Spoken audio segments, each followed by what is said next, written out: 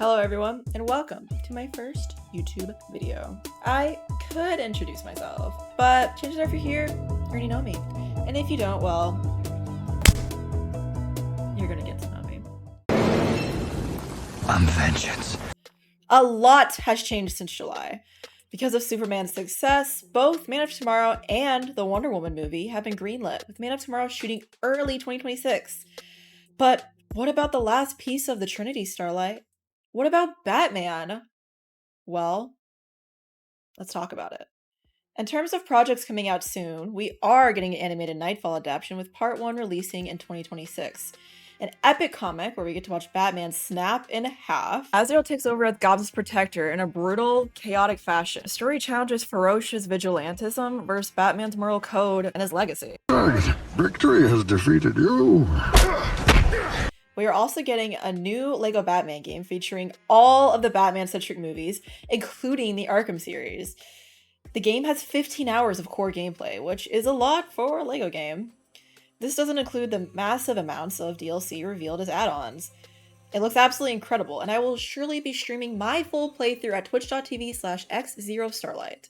I'm gonna say something embarrassing here. I didn't have a nemesis until my late 20s. Don't patronize me, Father. It's unbecoming. The Batman Part 2 starts shooting this spring, and it looks like we're getting Harvey Dent with Scarlett Johansson playing his wife. Initially, people thought ScarJo was going to be playing Phantasm. So you figured it out. But it has since been confirmed that she is going to be playing Gilda Dent. Now, I've seen people complain that this is just another long Halloween adaptation, but you need to remember, the first movie wasn't a full-on adaptation of anything. Rather, its own story, taking bits and pieces from things like Year One or even The Long Halloween, which Part 2 seems to be taking inspiration from as well. Rumors swirled online that Brad Pitt was in the running to play Dr. Arkham, which was quickly squashed online. But hey, can you imagine if that had been true? What an insane lineup for Part 2. As far as theories for the Batman Part 2 go, I mean, there's just so many different avenues to go. I would love to see Sophia Falcone, but I'm not counting on it considering Selena Kyle is not going to be in this movie, and I really think off-screen it may be in a Penguin Season 2. They're going to be linking up and up to some shenanigans. I would really like to see a deeper dive into the Arkham lore. I feel like the surface was just kind of scratched, even in the first one. As cool as that was, I think there's just more there. I would be interested to see if we're going to go a Dr. Arkham route, like a traditional one, or if we're even going to see a hint of a Hugo Strange. You have not won. You cannot win. I remember a post saying that this movie is going to go into a deeper psychoanalysis of Bruce Wayne. So yeah, that's why everyone initially bounced to Mask of the Phantasm, Scarlett Johansson kind of thing. But that doesn't seem to be the case, or at least not the full picture. Could this be going a Dr. Arkham route? Is there a deeper connection with Arkham and the Waynes that we aren't seeing? Considering I have an inkling that Matt Reeves loves those Telltale games, what if Bruce Wayne gets committed to Arkham, just temporarily? I do this for the thrill of it. I'll show you a thrill. I don't really even know where to begin. There's so, when I think of the Batman Part 2, so many different theories just run around in my mind, considering I'm chronically online and always seeing everything that there is to do with all of these movies and Batman, like basically first off rip all the time. I just wouldn't even know where to begin. All I know is that Scarlett Johansson is in this movie and I love her and she is going to be fantastic. Now, Starlight. All of this is very cool and exciting, but what about DCU Batman? What about Brave and the Bold? Well, I'm glad you asked. It's safe to say the Merge Bros have lost the whole war on this one.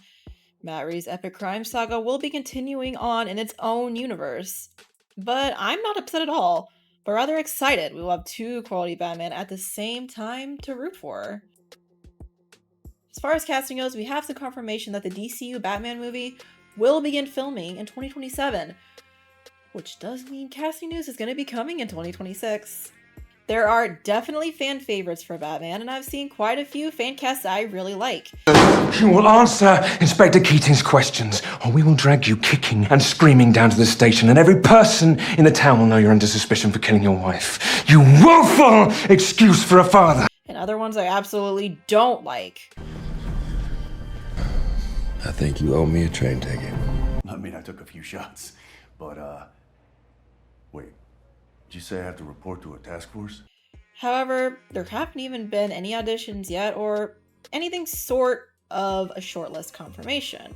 As I hypothesized, once I realized the merge was no more, I believe the script for what was announced as Brave and the Bold has changed a lot.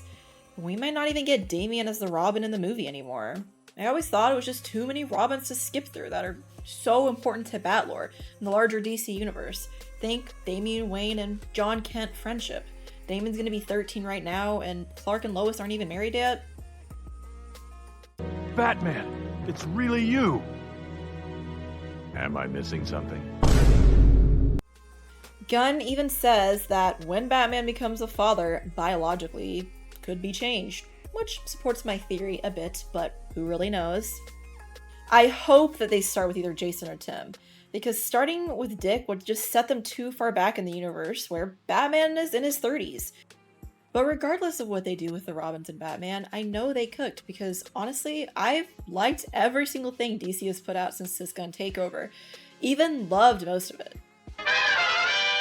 I would, of course, love to see the full Bat family and Bruce's role as a father in our DCU Batman. But something I haven't seen people really mention at all that would be so incredible to see on screen is portraying Batman's diversity of complex relationships with his gallery of villains. Not all of Batman's foes are evil like the Penguin or Joker is. For example, in the Arkham games, Poison Ivy helps save the city and has a beautiful redemption arc by filtering out the poison with her plants. Mr. Freeze and Batman have this mutual respect for each other shown throughout the games. Batman understands Freeze's drive is to save his wife at any cost, not to just be evil and cause destruction. Freeze understands Batman's mission and loyalty, and even trusts him more than the other villains he's grouped with. Victor. They wanted me to join them, help fight you. I refused, so they took her. Batman's gallery of villains is revered for a reason that just hasn't been fully explored on screen in its full complexities, in my opinion.